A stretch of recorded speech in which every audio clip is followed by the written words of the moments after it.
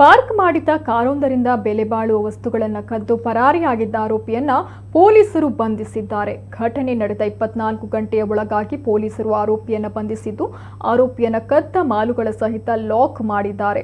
ಚಾಲಾಕಿ ಕಳ್ಳನ ಕೈಚಳಕ ಸಿಸಿಟಿವಿಯಲ್ಲಿ ಸೆರೆಯಾಗಿದ್ದು, ಇದರ ಆಧಾರದಲ್ಲಿ ಪೊಲೀಸರು ಆರೋಪಿಯ ಹೆಡೆಮುರಿ ಕಟ್ಟಿದ್ದಾರೆ. ಘಟನೆ ನಡೆದ 24 ಗಂಟೆಯ ಒಳಗಾಗಿ ಆರೋಪಿಯನ್ನ ಮಾಲು ಸಮೇತ ಹಿಡಿದು ನ್ಯಾಯಾಂಗ ಬಂಧನಕ್ಕೆ ಒಪ್ಪಿಸಿದ್ದಾರೆ.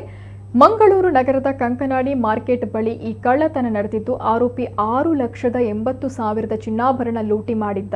ಕ್ರೇಟಾ ಕಾರನ್ನ ಪಾರ್ಕ್ ಮಾಡಿ ಹೋಗಿದ್ದ ಕುಟುಂಬ ವಾಪಸ್ಸು ಬಂದು ನೋಡಿದಾಗ ಕಳ್ಳತನದ ವಿಚಾರ ಬೆಳಕಿಗೆ ಬಂದಿತ್ತು. ತಕ್ಷಣ ಪೊಲೀಸರಿಗೆ ಮಾಹಿತಿ ನೀಡಿ ಬಳಿಕ ಕದ್ರಿ ಪೊಲೀಸ್ ಠಾಣೆಯಲ್ಲಿ ದೂರು ದಾಖಲಿಸಲಾಗಿತ್ತು. ತನಿಖೆ ನಡೆಸಿದ ಪೊಲೀಸರು ಆರೋಪಿ ಅಬ್ದುಲ್ ಅಕ್ರಮ್ ಎಂಬಾತನನ್ನ ಮಾಲು ಸಮೇತ ಬಂಧಿಸಿದ್ದಾರೆ. ಆರೋಪಿಯ ಅಡ್ಯಾರುಪದ ನಿವಾಸಿಯಾಗಿದ್ದು, ಆರೋಪಿಯಿಂದ ಸುಮಾರು 7,30,30,000 ಮೌಲ್ಯದ ಸ್ವತ್ತುಗಳನ್ನು ವಶಕ್ಕೆ ಪಡೆಯಲಾಗಿದೆ.